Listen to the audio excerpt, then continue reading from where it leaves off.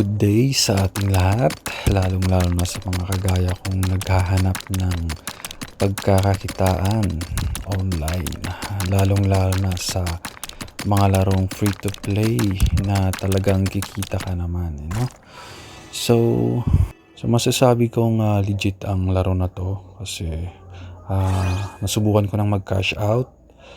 Basta may sipag at tiyaga ka lang dito. Ang gagawin mo lang dito is maghahanap ka ng brilyante.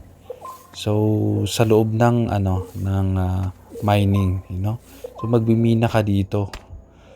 Hanapin mo lang yung mga brilyante dito para kumita ka. Para mahanap mo ng mabilis yung brilyante is may detector tayo. Parang siya, metal detector. Kaya pala nasabi ko na free to play kasi nasa scholar mode tayo. Yung ginagamit natin na pickaxe, yung axe na yan na green na panghukay is may nagmamay-ari niyan. So ang labas natin is scholar lang tayo. Nasa scholar mode tayo. So depende sa may-ari kung 50% sa'yo, 50% sa kanya. Meron yung mga nagpaparent ng mga nagbibigay ng 75%, mga 50%, 10%. Pero yung karamihan na nakukuha ko naman is 50%. Paunahan lang yan May mga 90% pa nga 90%, 80%. Pero karamihan talaga na nakuha ko 50%. May nasubukan ko na yung 60% na ganun.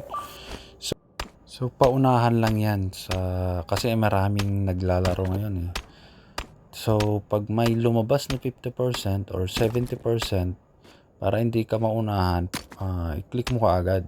Tapos, go mining ka lang. Kasi, pag naunahan ka, hindi mo na magagamit yon.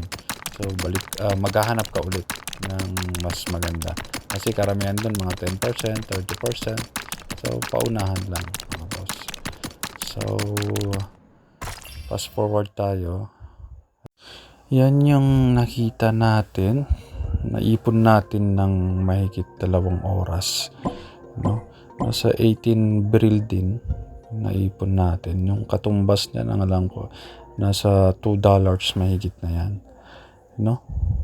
So, i-send natin kay MetaMask. Ayan. Gawin lang natin, is-copy natin yung wallet address kay MetaMask. Tapos ipi-paste natin kay Brilliant sa wallet natin sa Brilliant Crypto. Paste lang natin diyan para ma-deposit natin kay MetaMask. Yan. So max natin 'yan. Yan. So hindi ko sana 'to i-withdraw pero gusto ko lang makita nyo na legit yung laro na to. So ito isisend na natin kay MetaMask. So pagdating kay MetaMask, depende na sa inyo kung diretso nyo kay GCash. Pero ang gagawin ko is ilalagay ko muna siya kay Binance. Doon ko na lang i-withdraw. So kay Binance pala is ang minimum doon yata para ma-withdraw mo kay GCash is nasa 500 pesos yung minimum na pwede mong i-cash out kay GCash. So, pwede mo naman siyang i-direct from MetaMask to GCash. So, punta na tayo sa MetaMask. Dito na lang natin antayin. Refresh lang. So, yun na nga. Dumating na si Brill token dito sa ating wallet. So, ang gagawin ko dito is isuswap natin kay USDT.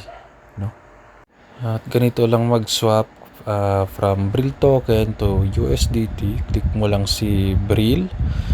Then, hanapin mo lang si USDT.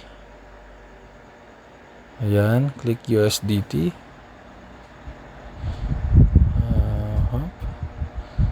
Then, max mo lang si Brill. Yan, swap mo na lang.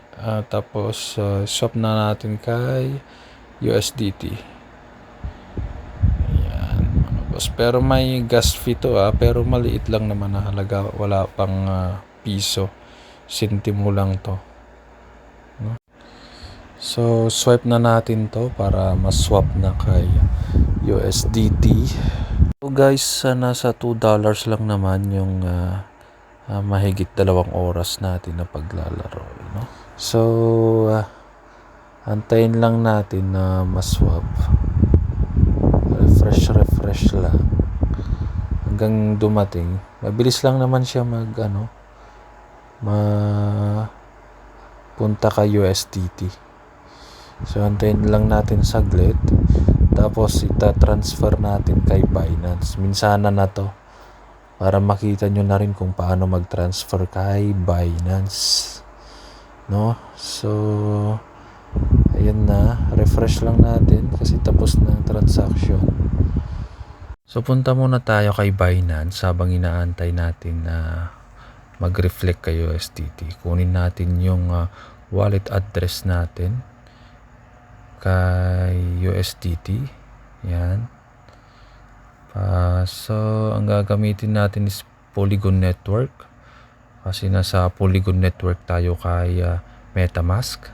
Kunin lang natin yung wallet address. Copy natin tapos paste natin kay MetaMask. So dumating na yung USDT natin, USDT. So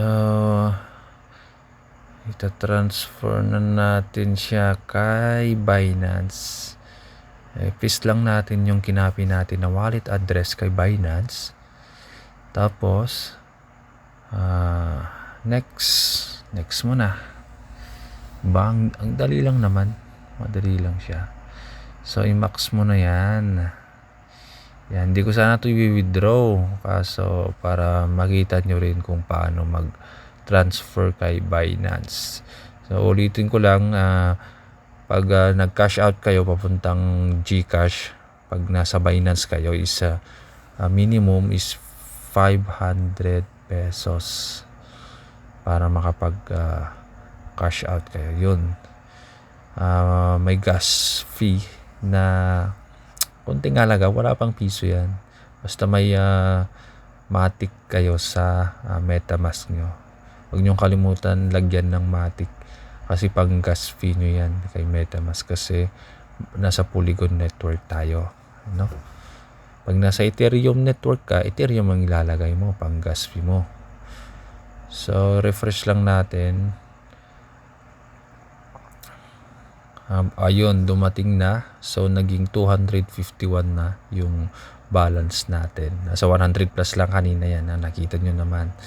Ayun, tapos naging 251 na. So legit mga boss. So ayun lang, please like and subscribe. So dito tulungan lang tayo kung saan tayo kikita. Comment nyo lang kung ano yung mga pwede pa nating i-review dyan na laro, no? Salamat.